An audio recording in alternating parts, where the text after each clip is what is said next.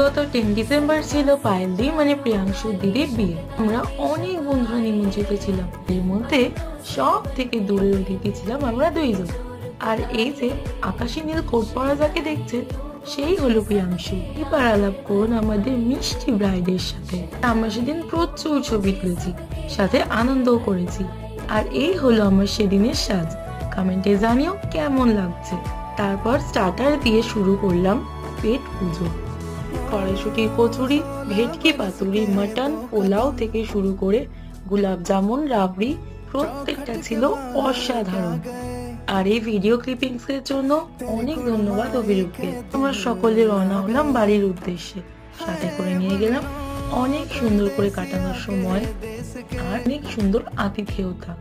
তো তোমাদের সবটা কেমন লাগলো অবশ্যই জানিও।